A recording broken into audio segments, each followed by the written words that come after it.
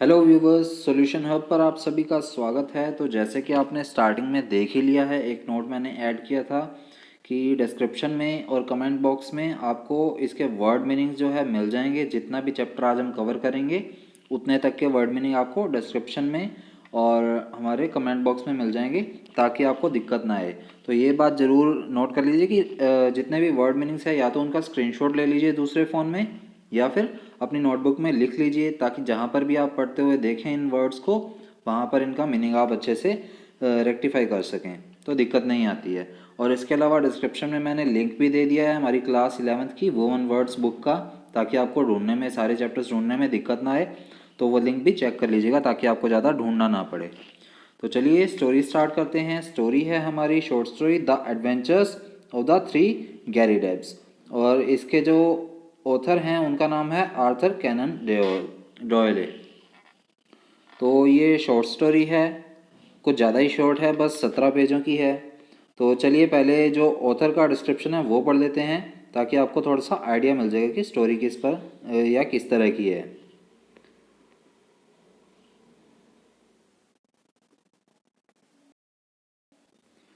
तो यहाँ पर ये अबाउट द ऑथर दे रखा है। अबाउट द ऑथर में है Arthur cannon dial 1859 to 1930।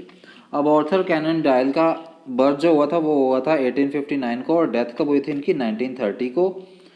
Who was a medical practitioner, मतलब ये मेडिकल लाइन में प्रैक्टिस करते थे। Is well known for his detective story, और इसके अलावा इन्हें किस चीज़ का शौक था? राइटिंग का शौक था, जिसमें डिटेक्टिव स्टोरीज लिखते थे ज़्यादा। His creations the detective Sherlock Holmes and the chronicler doctor Watson are well known the world ever. और इनके जो कैरेक्टर्स हैं, डिटेक्टिव कैरेक्टर्स हैं, शार्लॉक होम्स और ये डॉक्टर वॉटसन जो हैं, ये पूरी दुनिया में इनके डिटेक्टिव कैरेक्टर्स काफ़ी ज़्यादा फेमस हैं। और ये जो शेरलॉक होम्स है, इनका पेट कैरेक्टर है। इनका तो यहाँ पर इन्होंने एड्रेस भी मेंशन होता है, मतलब इन पर एक तरह से हम कह सकते हैं बायोग्राफी भी बनी हुई है इनकी, शेरलॉक होम्स के नाम से। तो उस पर इनका डिस्क्रिप्शन दिया हुआ है। तो वहाँ पर इनका मतलब जहाँ पे ये डिटेक्टिवनेस शुरू होती है वो कहाँ पर डिस्कस होती है पूरी पूरी 221 बी बेकर स्ट्रीट लंदन में। तो उसके बाद है the collections of his short stories include the adventures of Sherlock Holmes and the return of Sherlock Holmes. मतलब ये इनके फेवरेट कलेक्शंस हैं, काफ़ी ज़्यादा फेमस शॉर्ट स्टोरीज हैं, एडवेंचर्स ऑफ शेरलॉक होम्स और return of Sherlock Holmes. The stories are full of suspense excitement and humour. अब इनकी जो भी शॉर्ट स्टोरीज हैं वो पूरी सस्पेंस से भरी होती हैं, बहुत ज़्यादा उनमें एक्साइटमेंट होता है और ह्यूमर भी होता है, यानी कि काफ़ी फ़नी भी होती हैं। At the same time they develop a structure of keen analytical intelligence with a deep human appeal. और उसी के साथ, मतलब इन सभी चीज़ों के साथ, सस्पेंस के साथ, एक्साइटमेंट और ह्यूमर के साथ साथ यहाँ पर एक स्ट्रक्चर और आती है जो डेवलप होती है, वो है नीन, यानी कि काफ़ी ज़्यादा तेज या इच्छुक होती है, मतलब एक्साइटमेंट काफ़ी भरी होती है, यही कह सकते हैं। एनालिटिकल इंटेलिजेंस होती है, यानी कि एनालिटिकल इंटेलिजेंस मतलब जो काफ़ी ज़्यादा लॉजिक के साथ किसी केस को सॉल्व करें। और with a deep human appeal, यानी कि एक निवेदन भी होता है उनमें, काइंडनेस भी आती है कहीं ना कहीं स्टोरी के अंदर। तो काफ़ी फ़नी स्टोरी है, ये भी काफ़ी इंटरेस्टिंग स्टोरी है। एक बार आप पूरी पढ़ेंगे तो आपको दिक्कत नहीं आएगी।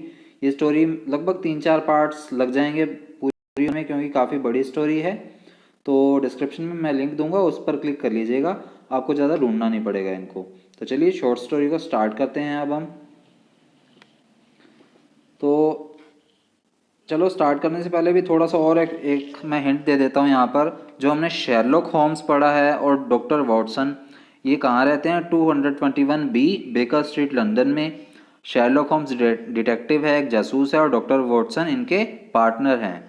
और ये रहते कहाँ पर हैं? मिसेस हुडसन के घर पर रहते हैं ये, एज ए रेंटल, मतलब रेंट पर रहते हैं वहाँ पर। तो इनकी स्टोरीज होती हैं जितनी भी, उसमें क्या है, जो डॉक्टर वॉटसन होते हैं वो सारी की सारी स्टोरी नरेट करते हैं, यानी कि सारी की सारी स्टोरी वही बताते हैं। तो मतलब इस स्टोरी में भी नरेटर कौन है? Doctor Watson. तो चलिए स्टार्ट करते हैं हम। It may have been a comedy, कि या तो ये कॉमेडी हो सकती है। It may have been a comedy, ये एक कॉमेडी हो सकती है। और it may have been a tragedy, या फिर ये एक ट्रेजेडी भी हो सकती है। मतलब इसी स्टोरी की बात करें कि ये कॉमेडी भी कह सकते हैं और इसे एक ट्रेजेडी भी कह सकते हैं, कैसे कह सकते हैं? It cost one man his reason, it cost me a blood letting, and it cost yet another man the penalties of the law. यहाँ पर बात अब 3 जनों की हो रही है कि 3 जने इससे अफेक्टेड हुए हैं। कौन कौन हुए हैं? It cost one man his reason, कि एक आदमी ने इस चीज़ को किया है, अपने मतलब से किया है, अपने रीज़न से किया है। It cost me a blood लेटिंग, अब यहाँ पर मी यूज़ हुआ है। मी किसके लिए यूज़ हुआ है? जो स्टोरी नरेट कर रहे हैं, यानी कि डॉक्टर वॉटसन। यानी कि इस स्टोरी के अंदर क्या है? डॉक्टर वॉटसन को क्या है? ब्लड लेटिंग, यानी कि कहीं ना कहीं खून भी बहा है उनका। And it cost yet another man the penalties of law, और इसमें क्या है? एक आदमी ने क्या है? लॉज भी तोड़े हैं, कानून को भी तोड़ा है। Yet there was certainly an element of comedy, लेकिन फिर भी क्या है? इसमें एक कहीं ना कहीं एक एलिमेंट आता है कि कॉमेडी है। वेल यू शैल जज फॉर योर सेल्फ, और इसे आप खुद ही जज कर पाएंगे, मतलब आगे हम स्टोरी पढ़ेंगे तो हमें पता लग जाएगा कि किस तरह से कॉमेडी भी है। I remember the date very well, अब डॉक्टर वॉटसन बता रहे हैं कि मुझे अब वो तारीख अच्छे से याद है। For it was the same month that Holmes refuse a knighthood for service which may perhaps someday be describe. तो यहाँ पर एक वर्ड आया नाइटहुड। नाइटहुड को क्या है? होम्स ने, शेरलॉक होम्स ने रिफ्यूज़ कर दिया था। नाइटहुड होता है मतलब शूरवीर की पदवी कह सकते हैं इसे, जो कि ब्रिटेन में या ब्रिटिश की किंग और क्वीन के द्वारा क्या है? किसी पर्सन को, किसी ह्यूमन बींग को दिया जाता है उसकी अचीवमेंट के लिए। तो उस नाइटहुड को क्या है? होम्स ने रिफ्यूज़ कर दिया था। ये उसी महीने की बात है। फॉर सर्विसेज विच में परहैप्स समडे बी डिस्क्राइब्ड, और ये उस चीज़ के लिए रिफ्यूज़ किया था होम्स ने ताकि उसकी सर्विस जो है वो सीक्रेट रहे, लेकिन ये किसी ना किसी दिन तो बाहर आ ही जानी थी। I only refer to the matter in passing, for in my position of partner and confidant I am obliged to a particularly careful to avoid any indiscretion। अब यहाँ पर ये बात कर रहे हैं डॉक्टर वॉटसन कि मैं अभी इस मैटर को ज़्यादा नहीं खोलूँगा, इस मैटर को सिर्फ पास करने की सोचूंगा, निकालने की सोचूंगा, क्योंकि मेरी जो पोजीशन है वो शेरलॉक होम्स के साथ एक पार्टनर की है, एक कॉन्फिडेंशियल है पोजीशन, और I am obliged to particularly careful to avoid any indiscretion. Indiscretion का मतलब है किसी चीज़ किसी भी चीज़ को बताना या फिर सीक्रेट्स को ओपन करना। तो वो क्या कह रहा है कि मैं इस चीज़ का आभारी हूँ, मैं शेरलॉक होम्स का आभारी हूँ, क्योंकि उसने मुझे ये चीज़ सिखाई है कि किसी भी चीज़ का, किसी भी सीक्रेट को ओपन नहीं करना है हमें, पर्टिकुलरली किसी के भी सामने। इसीलिए वो इस चीज़ को पास आउट कर रहा है। I repeat however that this enables me to fix the date, which was the latter end of June 1902। अब यहाँ पर एक आइडिया हमें और मिल रहा है कि ये जो स्टोरी है वो कब की है? 1902 के आसपास की है, जून में। और ये वही बात बता रहा है कि मेरे को एग्जैक्ट तारीख तो याद नहीं है, लेकिन आइडियल अगर मैं कहूँ तो मतलब ये लेटर एंड मतलब जून के मिड आउट के बाद की है, मतलब जून 15 के बाद की ही स्टोरी है, 1902 की, shortly after the conclusion of the south African war. और एक्चुअल कब का कंक्लूजन है इसका? जब साउथ अफ्रीकन वॉर हुआ था, मतलब साउथ अफ्रीकन वॉर ख़त्म हुआ था उसके जस्ट बाद की ही ये स्टोरी है। Holmes had spent several days in bed, as was his habit from time to time, but he emerged that morning with a long foolscap document in his hand and a twinkle of amusement in his aster grey eyes। अब यहाँ पर doctor Watson बता रहे हैं कि जो मतलब हमारे ये कैरेक्टर है मेन शेरलॉक होम्स, इनकी आदत है कि अगर वो कोई केस सॉल्व करते हैं तो उसके काफ़ी दिन तक मतलब घर से बाहर नहीं निकलते, बेड पर रेस्ट करते रहते हैं, जैसे कि उनकी हैबिट होती है। लेकिन आज की सुबह क्या था? आज की सुबह जैसे ही वो बाहर निकले, but he emerged that morning, जैसे कि आज की सुबह वो बाहर निकले तो उनके हाथ में क्या है? एक लॉन्ग फुल स्कैप। फुल स्कैप क्या होता है? फुल स्कैप ब्रिटेन में यूज़ किए जाने वाला एक पेपर होता है, एक कागज़ होता है जिसका साइज़ होता है अप्रोक्सीमेटली 13 इंटू 17 इंचज़ का। तो उनके हाथ में एक पेपर था और उनके आंखों में क्या है? एक ऑस्टर ग्रे आइज़, यानी कि उनकी आंखों में क्या है? एक नॉर्मल सी ग्रे आइज़ थी उनकी, मतलब साधारण सी उसकी आंखें थी आज के दिन, लेकिन उनके हाथ में एक पेपर था। ट्विंकल ऑफ अम्यूज़मेंट, यानी कि उनकी आंखों में ट्विंकल ऑफ अम्यूज़मेंट हम कह सकते हैं, मनोरंजन की झलक भी आ रही थी उनकी आंखों में थोड़ी बहुत। There is a chance for you to make some money friend Watson said he. अब यहाँ पर वॉटसन बता रहे हैं कि शेरलॉक होम्स ने शेरलॉक होम्स ने डॉक्टर वॉटसन को कहा कि तुम्हारे पास पैसा कमाने का भाई एक और बढ़िया मौका है, अब have you ever heard the name of Garrideb, कि क्या तुमने गैरी डेब नाम कभी सुना है क्या? अब यहाँ पर डॉक्टर वॉटसन फिर बताते हैं I admitted that I had not, कि मैं ये एडमिट करता हूँ, मैं ये मानता हूँ कि मैंने ये नाम कभी नहीं सुना। Well if you can lay your hand upon a Garrideb there is money in it. तो शेरलॉक होम्स कहते हैं कि अगर तुम किसी भी गैरी डेब पर हाथ रखोगे तो मतलब क्या है, तुम उस पैसे पर हाथ रख रहे हो, ये कहने का मतलब था शेरलॉक होम्स का। यानी कि अगर तुम वहाँ पर हाथ रखोगे तो तुम्हारे पास पैसा आएगा। वाई, अब ये पूछते हैं क्यों भाई? दैट्स अ लॉन्ग स्टोरी, ये एक लंबी कहानी है। रादर अ विमिस्कल वन। विमिस्कल का क्या मीनिंग होता है? एक सनकी या फिर अस्थिर कह सकते हैं, कि ये एक मतलब रास्कल सी स्टोरी है, एक सनकी सी कहानी है। True, I don't think in all our explorations of human complexities we have ever come upon anything more singular.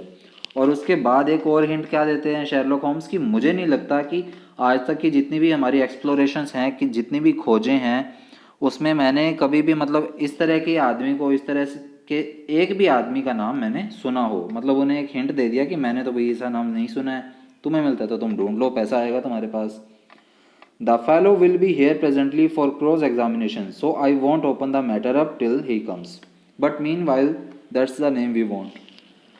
अब शेरलॉक होम्स फिर से रिपीट करते हैं, फिर से बात बोलते हैं कि जो इंसान है, जिस आदमी ने मुझे लेटर भेजा है क्रॉस एग्जामिनेशन करने के लिए, किसी भी समय यहाँ आ सकता है, तो मैं इस मैटर को भी पूरा नहीं खोलूँगा, लेकिन तुम्हारे लिए एक हिंट है कि तुम्हें ये नाम सर्च करना है। सो द टेलीफोन डायरेक्टरी ले on the table beside me and I turn over the pages in a rather hopeless quest. अब यहाँ पर डॉक्टर वॉटसन कहते हैं कि भैया मेरे सामने टेलीफोन डायरेक्टरी तो पड़ी थी अब टेबल पर, और मेरे आगे ही थी वो लगभग, और मैं उसके पन्ने पलटने तो लग गया, लेकिन क्या है, एक होपलेस क्वेस्ट, यानी कि मतलब मैं इतनी ज़्यादा होप लगा के नहीं बैठा था कि मुझे कोई नाम मिलेगा। अब क्यों नहीं मिलेगा? क्योंकि शेरलॉक होम्स ने पहले ही आइडिया दे दिया कि मैंने तो भैया ऐसा नाम पहले कभी नहीं सुना। तो वो अनफॉर्चुनेटली देखने तो लग गया, लेकिन उसे कोई होप नहीं थी। But to my amazement, there was this strange name in its due place. I gave a cry of triumph. तो लेकिन अचानक से क्या हुआ? होप तो नहीं थी, लेकिन फिर भी क्या है, खुशी की लहर आ गई वहाँ पर, कि उसे वो वहाँ पर उस जगह पर उस डायरेक्टरी में, टेलीफोन डायरेक्टरी में इस तरह का एक नाम मिल गया, और अचानक से क्या है, I gave a cry of triumph, यानी कि मेरे एक खुशी से जोर से चीख मारी। ये डॉक्टर वॉटसन बता रहे हैं। Here you are Holmes, here it is. तो वो कहता है कि ये देखो भाई शार्लॉक, ये रही, ये रहा ये नाम। Holmes took the book from my hand. अब डॉक्टर वॉटसन कहते हैं कि होम्स ने मेरे हाथ से बुक ले ली भाई। Garrideb N, he read 136 little rider street W. अब फिर वो बोलता है, रिपीट करता है उस एड्रेस को, गैरी डेब एन पूरा नाम आगे आएगा, तो आप देख लीजिएगा तब। वो इस चीज़ को रिपीट करता है और एड्रेस देखता है 136 little rider street W. Sorry to disappoint you my dear Watson, but this is the man himself. अब यहाँ पर वो उसे इंटरप्ट करते हुए, डिसअपॉइंट करते हुए, निराश करते हुए बोलता है कि मैं तुम्हें निराश करना तो नहीं चाहता था, निराश करने के लिए मेरा खेद है, लेकिन ये वही आदमी है जिसने हमें ये काम दिया है भाई। That is the address upon his letter, ये देखो उसके लेटर पर यही एड्रेस है। We want another to match him, हमें कोई और ढूंढना होगा अब। So Mrs. Hudson had come in with a card upon a tray. I took it and glanced at it. अब मैंने आपको अभी बताया था मिसेस हुडसन कौन है, उनके मकान की लैंडलेडी हैं जहाँ पर ये रहते हैं। तो वो एक कार्ड लेकर आई एक ट्रे में, और जैसे ही डॉक्टर वॉटसन ने वो कार्ड देखा तो वो फिर से एकदम से खुश हो उठा। Why here it is, I cried in amazement. तो अब फिर से वो खुशी से झूम उठता है। This is a different initial, कि ये देखो भी, ये एक अलग है। John Garrideb, counsellor at law, Moorville Kansas USA. तो भाई ये अमेरिका में कंसास में मॉरविले नाम की एक सिटी है, वहाँ पर क्या है, John Garrideb law counsellor है, यानी कि एक वकील है। Holmes smiled as he looked at the card. अब जब शार्लॉक होम्स ने ये कार्ड देखा तो वो भी एकदम से स्माइल करने लगा। I am afraid you must make yet another effort Watson, said he. और फिर वो उसे फिर से रिफ्यूज़ करते हुए बोलता है कि मुझे लगता है कि तुम्हें और काम करना पड़ेगा Watson. This gentleman is also in the plot already, ये ऑलरेडी हमारे प्लॉट में है, ये भी इसमें लिखा हुआ है कि ये इंसान भी इसमें इन्वॉल्व है ऑलरेडी, हमें एक और खोजना पड़ेगा। Though I certainly did not expect to see him this morning, however, he is in a position to tell us a good deal with which I want to know. हालांकि इस आदमी के आने की मुझे आज कोई आशा तो नहीं थी, लेकिन क्या है, ये तो आज हमें एक डील, अच्छी डील लेकर हमारे सामने आया है, जो कि मैं जानना चाहता हूँ। अब भाई ये शेरलॉक होम्स रिपीट करता है। तो उसके बाद क्या होता है भाई, a moment later he was in the room. अब एक मोमेंट बाद जो है जॉन गैरीडेब उस रूम में आ जाता है। Mister John Garrideb, counsellor at law, was a short powerful man with the round fresh clean shaved face characteristics of so many American man of affairs. अब यहाँ पर इंट्रोडक्शन आ रहा है जॉन गैरीडेब का कि वो कैसा है। लॉ काउंसलर है, यानी कि एक वकील है पेशे से, छोटा सा कद का है, पावरफुल मैन है यानी कि तगड़ा, उसकी तगड़ी बॉडी लग रही है, और क्या है, क्लीन शेव्ड और राउंड सा उसका फेस है, और काफ़ी ज़्यादा उसमें कैरेक्टरिस्टिक्स हैं, यानी कि ऐसी चीज़ें हैं जिससे लगता है कि वो एक अमेरिकन है। The general effect was chubby and rather child like, so that one received the impression of quite a young man with a broad set smile upon his face। और काफ़ी हद से उसकी जो चबी और चाइल्ड लाइक सी, मतलब बचपने सी हरकतें हैं, उनसे लगता है कि वो यंग है, काफ़ी ज़्यादा बूढ़ा नहीं हुआ है अभी, और काफ़ी उसके फेस पर एक बड़ी सारी स्माइल रहती है। His eyes, however, were arresting. Seldom is any human head have I seen appear which bespoke a more intense inward life. So bright were they, so alert, so responsive to every change of thought। अब यहाँ पर और introduction आ रहा है कि उसकी जो आंखें थी वो कैसी थी, काफ़ी ज़्यादा मतलब अट्रैक्ट करने वाली थी। अरेस्टिंग मतलब काफ़ी ज़्यादा अट्रैक्ट करने वाली, कि उनमें ही खोए रहो, इस तरह की उसकी आंखें थी। उसके अलावा क्या है, I have seen a pair which bespoke a more intensive inward life. और उसमें मैंने एक चीज़ और देखी थी कि वो बी स्पोक था। बी स्पोक का क्या मीनिंग है, पहले से ही शर्त रखने वाला। तो वो पहले से ही शर्त रखने वाला सा था। इंटेंस इनवर्ड लाइफ थी उसकी, मतलब काफ़ी ज़्यादा सीरियस सा, या सीरियस तो नहीं कह सकते, स्ट्रॉन्ग, ग्रेट था और स्ट्रॉन्ग था, और मन के अंदर ही मतलब ज़्यादा बातें रखने वाला सा इंसान था वो। सो ब्राइट वर दे, उसकी आंखें सी, उसकी आंखों का ही इंट्रोडक्शन दे रहा है कि उसकी आंखें ऐसी थी। So responsive to every change of thought, और जैसे मतलब एक बात से दूसरी बात की तरफ जाओ तो उसकी आंखें क्या है, क्विक रिस्पॉन्स देने वाली थी। His accent was American but was not accompanied by any eccentricity of speech. अब उसका जो बोलने का लहजा था वो कैसा था, अमेरिकन था, बट वॉज नॉट अकम्पेन्ड, लेकिन accompanied by any eccentricity of speech, लेकिन उसका जो पागलपन था वो किसी ना किसी तरह से अलग सा ही था। वो मतलब उसके साथ नहीं जा रहा था उसका पागलपन। वो दिखने में अमेरिकन सा, मतलब बोलने से तो अमेरिकन था, पर देखने में उसका नहीं लग रहा था इस तरह का। Mister Holmes, he asked, glancing from one to the other. और वो क्या, एक से दूसरे की तरफ देखते हुए बोलते हैं जॉन, मिस्टर होम्स कौन है भाई? Yes, your pictures are not unlike you sir, if I may say so I believe you. You have had a letter from my namesake Mr. Nathan Garrideb, have you not? तो अब वो बोलता है कि आपका जो चेहरा है फ़ोटों के तरह तो बिल्कुल भी नहीं है, आप बहुत अलग दिख रहे हैं इससे, लेकिन मैं यकीन मानूंगा कि आपको मेरे नाम का तो, या फिर मेरे नाम से मिलते जुलते नाम का एक लेटर आया होगा नेथन गैरीडेब के नाम से। क्या आपके पास नहीं आया है? तो जैसे हमने पहले बात की थी, एन गैरीडेब जो एक एड्रेस भी आया था जिनका, वो है नेथन गैरीडेब, और सेकंड है हमारे पास जॉन गैरीडेब, अभी तीसरा और आएगा। तो आगे क्या है, प्रे सिट डाउन। अब शेरलॉक होम्स बोलता है, रिक्वेस्ट करता है कि कृपया बैठ जाइए। We shall I fancy have a good deal to discuss. He took up his sheets of foolscap. अब फिर वो बंदा बोलता है जॉन गैरीडेब कि मेरे पास क्या है, हमें डिस्कस करना था एक गुड डील के बारे में। आई फैंसी, फैंसी का मीनिंग यहाँ पर क्या आ रहा है, विचार करने से, यानी कि to like the idea of having और डूइंग समथिंग, यानी किसी के बारे में डिस्कस करने से, कि मेरे ख्याल से हमें डिस्कस कर लेना चाहिए एक अच्छी डील के बारे में जिसके लिए मैं आया हूँ। और उसके बाद क्या है, वो अपनी शीट्स को क्या है निकालता है। फुल स्केप मैंने आपको बता ही दिया है पहले, बाकी वर्ड मीनिंग में चेक कर लीजिएगा। You are of course the mister John Garrideb mention it in this document, कि आप आवश्यक रूप से ही मिस्टर गैरीडेब हैं, मिस्टर जॉन गैरीडेब है जैसा कि इस डॉक्यूमेंट में लिखा है। But surely you have been in England some time. अब शेरलॉक होम क्या है, एक डाउटफुल वे में बोलता है कि क्या शायद आप इंग्लैंड में रहे हैं काफ़ी समय तक। हालांकि उसका जो एड्रेस था वो कहाँ का था, उसका यूएसए का बताया था उसने, लेकिन यहाँ पर ये इंग्लैंड के बारे में बात कर रहे हैं। Why do you say it mister Holmes, I seem to read sudden suspicious in those expressive eyes, कि आप ऐसा क्यों पूछ रहे हैं अभी मिस्टर होम्स। अब ये जॉन गैरीडेव ये बात बोलता है कि मुझे लग रहा है आपकी आंखों में कुछ अजब सा ही चल रहा है, सस्पिशियस सा चल रहा है, जैसे कि आपकी आंखों में मैं देख पा रहा हूँ अभी।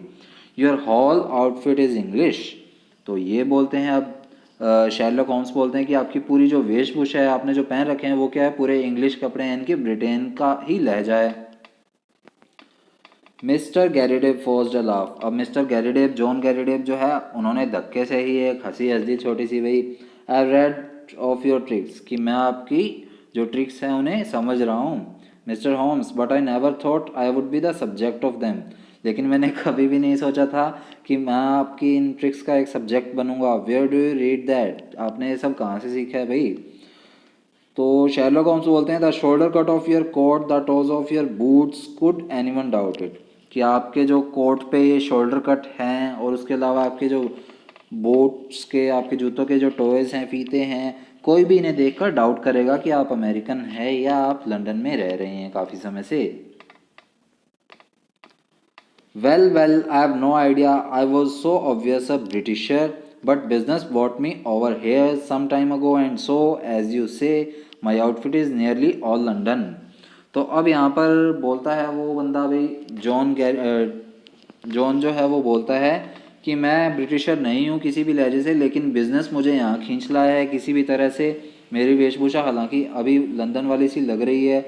However, I guess your time is of value and we did not meet to talk about the cut of my socks।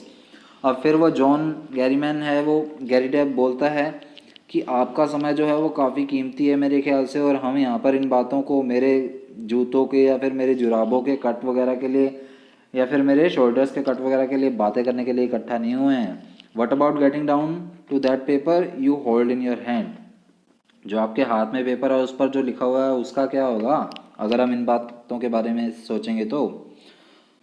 Holmes had in some way ruffled our visitors, whose chubby face had assumed a far less amiable expression।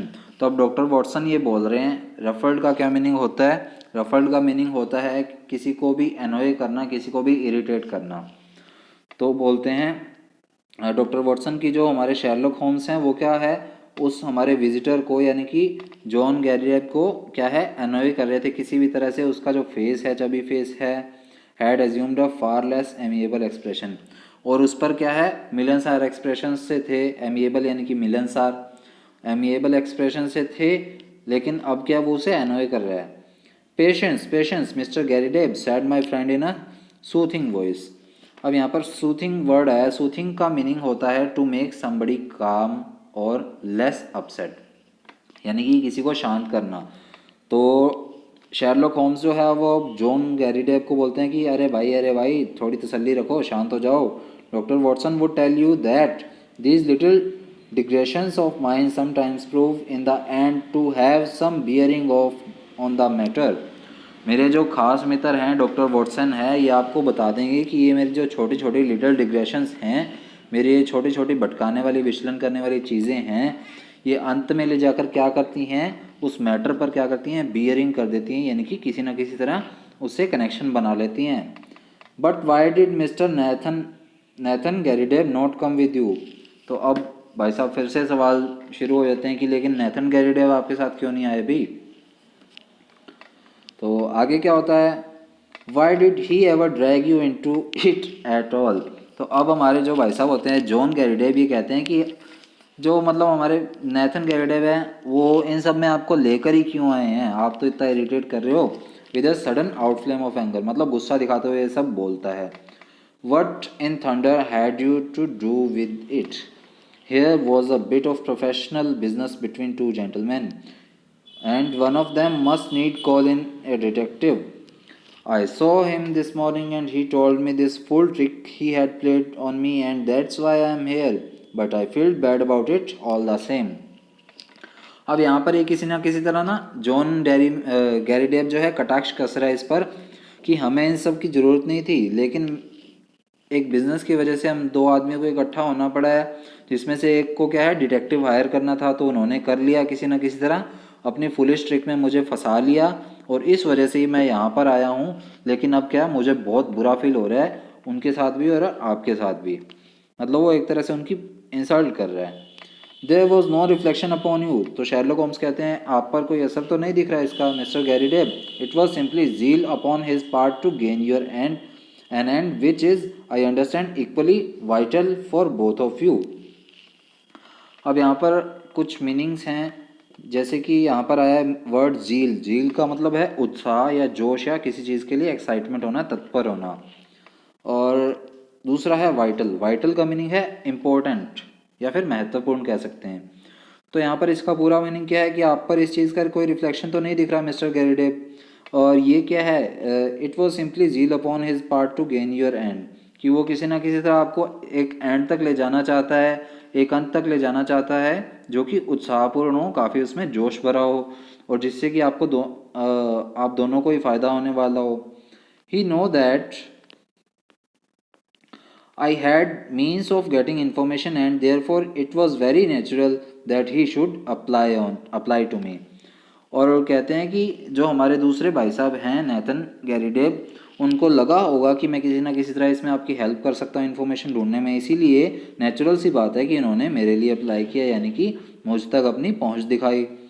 और visitors angry face gradually cleared. और ये बात सुन के क्या है, उस visitor का, John Gary Depp का जो फेस है वो अचानक से क्या है, शांत हो गया, क्लियर हो गया। Well that puts it different said he, when I went to see him this morning and he told me he has sent for a detective, I just asked for your address and came right away. अब ये कहता है कि चलो ये तो एक अलग बात है, लेकिन जैसे उनसे मैं सुबह मिला और उन्होंने कहा कि मैंने इसके लिए एक डिटेक्टिव को लेटर ऑलरेडी भेज दिया है, तो मैंने उनसे आपका एड्रेस लिया था और मैं आपके पास अब आ गया हूँ। ये चीज़ कौन कहता है, John Garrideb. I don't want police butting into a private matter. अब यहाँ पर एक और वर्ड है बटिंग। बटिंग का मतलब है हस्तक्षेप या फिर इन्वॉल्वमेंट।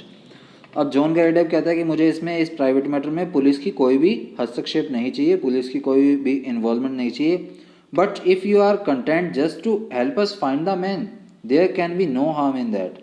लेकिन आपके पास किसी न किसी तरह का कोई तरीका है, कोई सुझाव है उस तीसरे आदमी तक पहुंचने का, मतलब एक और गैरी डेप वाले पर्सन को ढूंढने का, तो उसमें कोई भी दिक्कत नहीं है। Well this is just how it stands, said Holmes. And now, sir, since you are here, we had best have a clear account from your own lips. My friend here knows nothing of the details.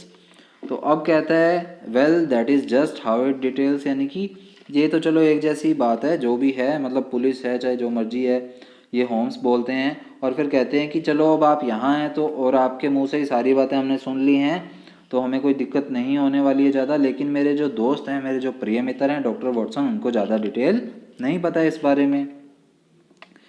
Mister Garrideb surveyed me with not too friendly a gaze. अब mister Garrideb जो हैं वो doctor Watson को सर्वे करते हैं, उन्हें देखते हैं, उन्हें एक तक घूरते हैं और ज़्यादा फ्रेंडली मैनर में नहीं घूरते हैं, मतलब डाउटफुली देखते हैं। Need he know, he asked. और जॉन गैरी डेप पूछते हैं कि क्या इनको ज़रूरत है। We usually work together. तो शेरलॉक होम्स कहते हैं कि हम तो वही इकट्ठे काम करते हैं, तो हमें ज़रूरत तो है ही इसको भी जानने की। Well there is no reason no reason it should be kept a secret, कि चलो इतनी कोई दिक्कत वाली भी बात नहीं है कि इसको ज़्यादा सीक्रेट रखा जाए। I will give you the facts as short as I can make them, कि मैं आपको चलो धीरे धीरे करके जैसे जैसे हो रहा है एक एक करके फैक्ट बता देता हूँ। If you came from Kansas, कि अगर आप कभी कंसास गए हो और वहाँ पर रहे हो, I would not need to explain to you who Alexander Hamilton Garrideb was.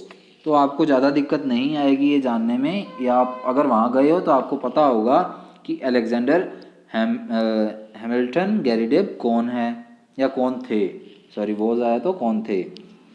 He made his money in real estate and afterwards in the wheat pit at Chicago, but he spent it in buying up as much land as would make one of your counties, lying along the Arkansas River west of Fort Dodge. अब यहाँ पर ये detail देने लग जाता है John गैरीडेब कि अगर आप कभी भी मतलब कंसास गए हो तो आपने अलेक्जेंडर हैमिल्टन गैरीडेब का नाम सुना होगा। उन्होंने जो अपना सारा पैसा है वो रियल एस्टेट से कमाया और उसके बाद क्या है वीट पिट यानी कि गेहूं के उनके खेत ले लिए थे उन्होंने शिकागो में, और but is spent it in buying up as much as land, और उसके बाद क्या है काफ़ी सारी वो जगह खरीदने में ही लग गए थे, और इतनी जगह कि आपकी एक काउंटी में एक हो सकती है यानी कि एक बहुत ज़्यादा बढ़िया जगह बन सकती है। Lying along the Arkansas river west of Fort Dodge, मतलब फोर्ट डॉज के वेस्ट साइड में अरकनसास रिवर के साथ साथ वो काफ़ी ज़्यादा बड़ी सारी जगह है। It's grazing land and lumber land and Arabic land and mineralized land and just every sort of land that brings dollars to the man that owns it. और अब यहाँ पर ये डिस्क्रिप्शन दे रहा है कि इनके जो जगह थी वो कौन कौन सी थी, grazing land, lumbar land, Arabic land, mineralise land. कोई भी इसको मतलब खरीदेगा तो वो लाखों में मतलब डॉलर्स में खेलेगा, ये इनके कहने का मतलब था। ही हैड नो किथ नॉर किन, अब उनके तो मतलब नो किथ नॉर किन का मीनिंग है ना ही कोई परिवार वाले थे और ना ही कोई दोस्त थे, ना ही रिश्तेदार थे किनके, अलेक्जेंडर गैरीडेब के। और if he had I never heard of it, और अगर होते भी तो भाई मैंने इनके बारे में नहीं सुना। ये चीज़ कौन बोल रहा है, जॉन गैरीडेब बोल रहा है। But he took a kind of pride in the queerness of his name, लेकिन उनको क्या है अपने नाम के क्वियरनेस होने में यानी कि विचित्र होने में, डिफरेंट होने में काफ़ी ज़्यादा प्राइड महसूस होता था, काफ़ी ज़्यादा गर्व महसूस होता था। That was what brought us together, और इसी वजह से क्या है मैं उनको जान पाया या हम मिले। I was in the law at Topeka, अब मैं क्या है मैं तो एक मतलब पेशे से एक लॉयर हूँ टोपिका में।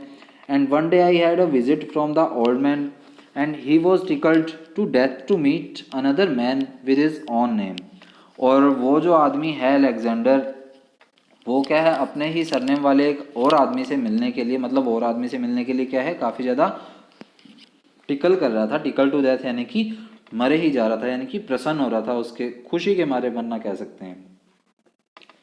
It was his pet fad and he was dead set to find out if there were any more Garridebs in the world.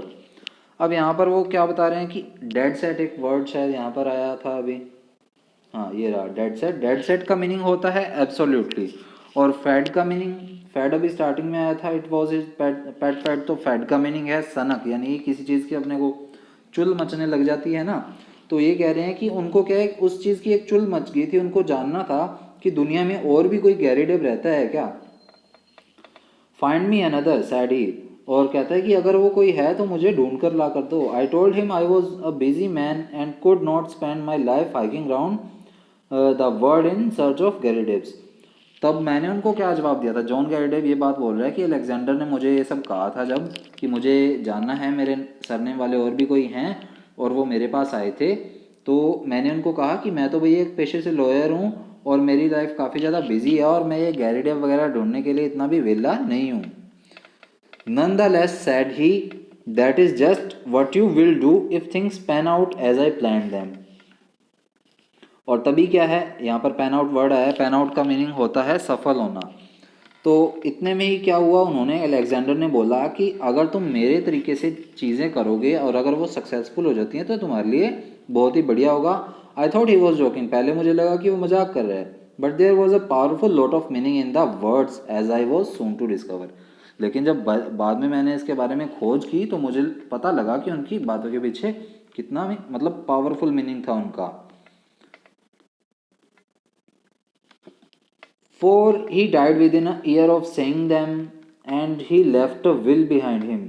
और ये बात बताने के लगभग एक ही साल के अंदर क्या है वो मर गए थे। It was the queerest will that has ever been filled in the state of Kansas. और ये क्या है काफ़ी ज़्यादा एक विचित्र सी एक डिफरेंट सी ही विल थी जो कि स्टेट ऑफ कंसास यानी कि कंसास राज कंसास शायद एक राज्य है या स्टेट ऑफ कंसास, हाँ राज्य ही होगा। तो स्टेट की बात कर रहे हैं कि कंसास स्टेट में ये एक अजीब सी विल होगी जो पहली बार फाइल की गई थी। His property was divided into 3 parts and I was to have one on condition that I found 2 Garridebs who would share the reminder. और अब जॉन गैरीडेब ये कहानी सारी सुना रहे हैं और वो क्या कहते हैं कि इस विल में क्या था, ये विल जो फाइल की गई थी उसमें क्या लिखा गया था कि ये 3 पार्ट्स में डिवाइडेड है, लेकिन जो मिलेगी कब, वो तीनों को एक साथ ही मिलेगी और तीनों गैरीडेब्स को ही मिलेगी। It's $5 million for each if it is a Saint.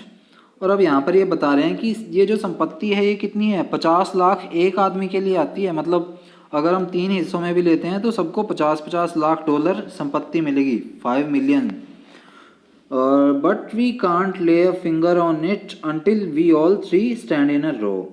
लेकिन अब ये एक कंडीशन आती है कि ये हमें तभी मिलेगी जब हम तीनों एक साथ खड़े होंगे, 3 गैरीडेब खड़े होंगे। It was so big a chance that I just let my legal practice slide and I set forth looking for gairdebs।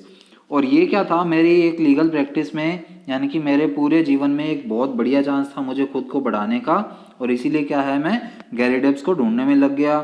There is not one in the United States. लेकिन क्या है, यूएस में तो मुझे कोई भी नहीं मिला। I went through it sir with a fine tooth comb and never a Garrideb could I catch. और वो कहता है कि मैंने क्या है इसके बारे में डिटेल्ड डिटेक्शन की है, पूरी डीपली खोज की है, लेकिन मुझे कहीं भी कोई भी गैरीडेब नहीं मिला। Then I tried the old country, फिर मैंने ओल्ड कंट्री में ट्राई किया। Sure enough there was the name in the London telephone directory. और वहाँ पर क्या है, मुझे लंदन टेलीफोन डायरेक्टरी में एक नाम मिला। I went after him 2 days ago and explain the whole matter to him. और मैं लगभग 2 दिन पहले उनके पास गया था और उन्हें ये पूरा का पूरा मैटर समझाया। But he is a loan man, लेकिन वो एक अकेले आदमी है वहाँ पर है, लाइक माई सेल्फ, जैसे कि मैं हूँ, with some women relations but no man. और हो सकता है उनके कोई मतलब वुमेन रिलेशन भी हो, यानी कि उनकी कोई वाइफ वगैरह हो, सिस्टर वगैरह हो, लेकिन भाइयों में उनका कोई भी नहीं है। It says 3 adult man in the will.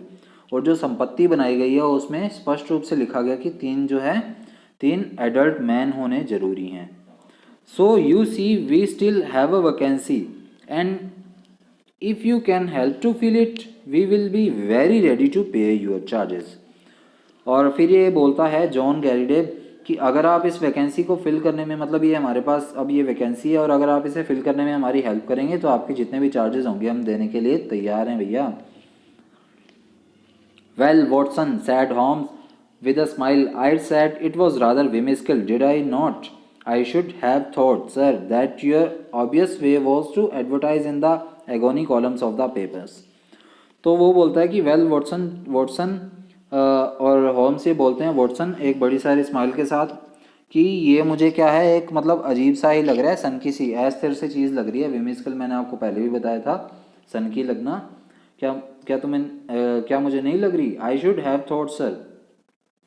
और फिर होम्स बोलते हैं कि मेरे दिमाग में एक विचार आ रहा था कि क्यों आपने न्यूज़पेपर के एगोनी कॉलम्स में इसकी एडवर्टीजमेंट नहीं दी। एगोनी कॉलम्स कौन से होते हैं? समाचार पत्र जो न्यूज़पेपर होता है उसमें ऐसी जगह होती है जिसमें मतलब कोई भी पर्सनल इश्यूज़ होते हैं उनके बारे में कोई ना कोई सलाह होती है, फिर एडवर्टीजमेंट दी जाती है।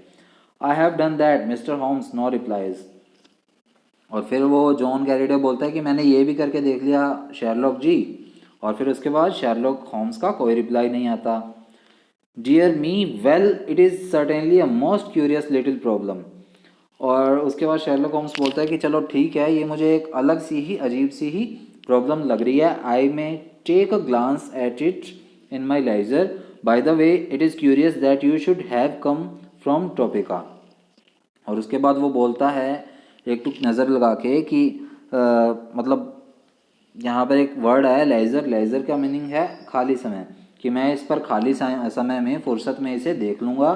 लेकिन मुझे ये जानकर बहुत ही अजीब सा लगा और चकित सा हो गया मैं कि आप यहाँ से यानी कि टॉपिका से हमारे पास स्पेशल आए हैं। I use to have a correspondent, he is dead now. Old doctor Lysander Starr who was mayor in 1890। और वहाँ पर मेरे एक कोरेस्पोंडेंट भी थे। मेरे एक मतलब कोरेस्पोंडेंट होता है a person who writes letter to somebody, यानी कि मेरे जान पहचान वाले थे जिन्हें मैं लेटर लिखता रहता था, लेकिन अब वो मर चुके हैं। उनका नाम क्या था? Doctor Lysander Starr who was mayor in 1890, जो कि 1890 के समय में वहाँ पर मेयर थे। गुड ओल्ड डॉक्टर स्टार, कि अच्छा वो डॉक्टर स्टार सैड अवर विजिटर, यानी कि वो जो अमेरिकन पर्सन आया था जॉन गैरिडेव, उन्होंने ये बात बोली। His name is still honoured, कि उनका नाम आज भी याद किया जाता है। Well mister Holmes, I suppose all we can do is to report to you and let you know how we progress. और उसके बाद वो बोलता है कि I suppose all we can do, यानी कि अब जो भी हम कर सकते हैं वो क्या है कि हमने जो भी प्रोग्रेस की है अभी तक या आगे करेंगे उसके बारे में आपको जानकारी दे देंगे। I reckon you will hear within a day or two, और उसके बाद वो बोलता है कि हम एक दो दिन में क्या है आप पर भरोसा रखिए, हम एक दो दिन में इसके बारे में आपको जानकारी दे देंगे। With this assurance our American bowed and departed. और जब उन्हें ये तसल्ली दी कि हम एक दो दिन में आपका काम करेंगे, तो वो जो अमेरिकन था जॉन गैरिडेव, वो वहाँ से उन्होंने बो किया, यानी कि उस चीज़ को स्वीकार किया, मान लिया और फिर वहाँ से चले गए।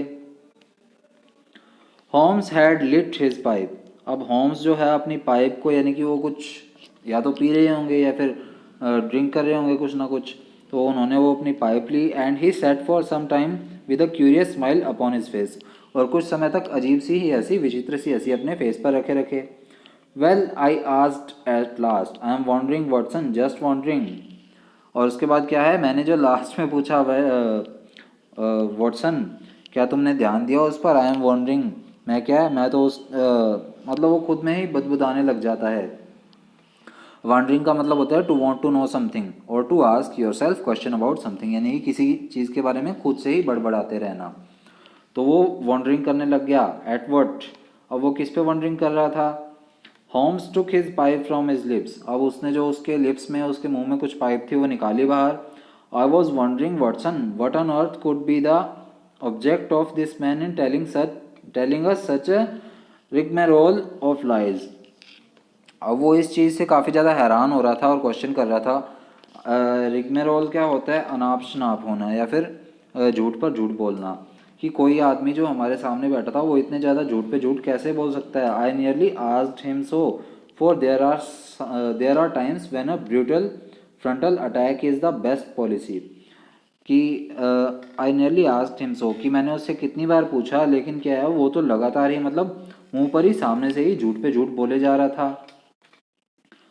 और उसके बाद ये कहता है कि पहले सामने से वार करने की ही बेस्ट पॉलिसी होती थी, मतलब सामने से ही मार देते थे। But I just it better to let him think he had fooled us, लेकिन मैंने उसे इस चीज़ का बिल्कुल भी एहसास नहीं होने दिया कि हमें पता है कि वो हमें मूर्ख बना रहा है। अब शेरलॉक होम्स ये बात बोल रहे हैं कि मुझे तो ये पता लग गया कि वो हमें मूर्ख बना रहा है, लेकिन मैंने जॉन गैरिडेव को इस बात का बिल्कुल भी एहसास नहीं होने दिया। Here is a man with an English coat frayed at the elbow and trousers bagged at the knee with the ears wear, and yet by this document and by his own account he is a provincial American lately landed in London। और अब उसके बारे में ही intro कर रहा है कि उसने क्या है, वो जो इंग्लिश मैन था उसने क्या है कटा फटा सा कोट पहना हुआ था जो कोहनी से अलग सा था, और उसकी जो ट्राउज़र्स थी वो वहाँ पर कोहनी से ज़्यादा दिख रही थी। उसके अलावा क्या है, and yet by his this document and by his own account, और वो जैसा खुद को दिखा रहा था कि वो किसी प्रांतीय अमेरिकन है, यानी कि कहीं अमेरिका से ही आया है लेकिन लंदन में आया है, वैसा वो दिखावा कर रहा था। There have been no advertisement in the agony columns, लेकिन न्यूज़पेपर के उन कॉलम्स में मैंने तो ये चीज़ कहीं भी नहीं देखी थी। You know that I miss nothing there, कि क्या तुम्हें लगता है कि मैं न्यूज़पेपर में कभी कुछ मिस करूँगा? They are my favourite covert for putting up a bird and I would never have overlooked such a cock pheasant as that. अब वो फिर वहाँ पर बात करता है कोवर्ट। कोवर्ट क्या होता है? छिप कर किया गया। तो यहाँ पर ये बोल रहा है there are my favourite covert for putting up, कि वहाँ पर कोई भी छुपी छुपी छोटी छोटी भी चीज़ होती है वो भी मैं ढूंढ लेता हूँ। And I would never have looked overlooked such a cock pheasant as that. लेकिन इस तरह का मुर्गा तीतर मैंने आज तक नहीं देखा जो इतना लालची होता है। I never knew a doctor Lysander Starr of Topeka, कि मैं डॉक्टर लाइजेंडर स्टार नाम के टॉपिका के किसी भी आदमी को कभी नहीं जानता था भाई। Touch him where you would he was false, कि तुम इसे कुछ भी बात बोलोगे तो वो गलत ही है, ये इस चीज़ का हमें अब पता लग चुका है, यानी कि वो झूठा आदमी है। I think the fellow is really an American, कि मुझे लगता था कि मुझे लग रहा है कि ये जो आदमी है ये एक अमेरिकन होगा या अमेरिकन ही है। But he was worn his accent smooth with years of London, लेकिन उसने जो अपना लहजा है वो लंदन में रहकर ही धीरे धीरे स्मूथ किया है, एक्सेंट किया है। वट इज़ हिज गेम, उसकी अब चाल क्या है। Then and what motive lies behind this preposterous search for Garridebs, और उसका एक गैरीडेब्स को ढूंढने के पीछे का एक जो बेतुका सा रीज़न है ये क्या है। प्री पोस्टीरियस का मतलब होता है एक्सट्रीमली अनरीजनेबल, यानी कि बेतुका। It's worth our attention for granting that the man is a rascal, इतना मतलब ये अब शेरलॉक होम्स कह रहा है कि इतना तो हमारी अटेंशन के लिए बहुत है इस चीज़ को कंफर्म करने के लिए, जो आदमी है ये एक रास्कल है, एक फ्रॉड है। He is certainly a complex and ingenious one, कि ये जो आदमी है ये मतलब बहुत ही ज़्यादा कॉम्प्लेक्स है, पेचीदा है और काफ़ी ज़्यादा इंजीनियस है, यानी कि चतुर है। We must now find out if our other correspondent is a fraud also, कि अब हमें क्या जानना है कि हमारा जो दूसरा बंदा है जिसने हमें लेटर भेजा था वो भी क्या फ्रॉड है क्या इसकी तरह। Just ring him up Watson, और फिर कहता है कि वॉटसन जल्दी से उसे कॉल करो। I did so and heard a thin quarrying voice at the other end of the line, और फिर वॉटसन बोलते हैं कि मैंने उन्हें कॉल किया और मैंने एक पतली सी क्वेरिंग यानी कि कांपती हुई सी आवाज़ सुनी थी दूसरे एंड से, यानी कि दूसरी तरफ से जो फ़ोन पर बंदा था। Yes yes I am mister Nathan Garrideb, कि हाँ हाँ मैं मिस्टर नेथन गैरीडेव हूँ। इज़ मिस्टर होम्स देयर, कि क्या वहाँ पर शेरलॉक होम्स हैं। I should very much like to have a word with mister Holmes, कि मुझे उनसे बातचीत कर कर खुशी होगी। My friend took the instrument and I heard the usual syncopated dialogue, और उसके बाद वो बोलता है कि मैंने जो अपना फ़ोन है, मतलब वो मेरे दोस्त ने शेरलॉक होम्स ने वो इंस्ट्रूमेंट वो फ़ोन मेरे हाथ से ले लिया और फिर से मैंने वही घिसा पिटा सा डायलॉग सुना। Yes he has been here, I understand that you don't know him, how long. और उसके बाद शेरलॉक होम्स बोलते हैं कि हाँ मैं उनसे मिला, वो यहाँ पर थे। आई understand that you don't know him, और मुझे लगता है कि आप उन्हें नहीं जानते। क्या कितने जानते हैं, क्या कितने लंबे समय से जानते हैं। तो सामने से रिप्लाई क्या आता है, ओनली 2 days, कि 2 दिन से जानता हूँ भैया मैं तो।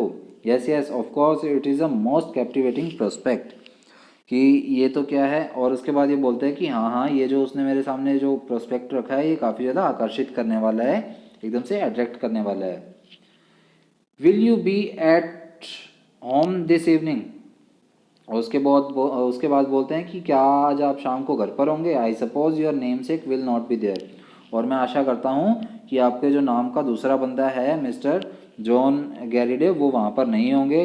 Very good we will come then for I would rather have a chat without him, और बहुत अच्छी बात है अगर नहीं होंगे क्योंकि मुझे उनके बिना आपसे कुछ ज़रूरी बात करनी है।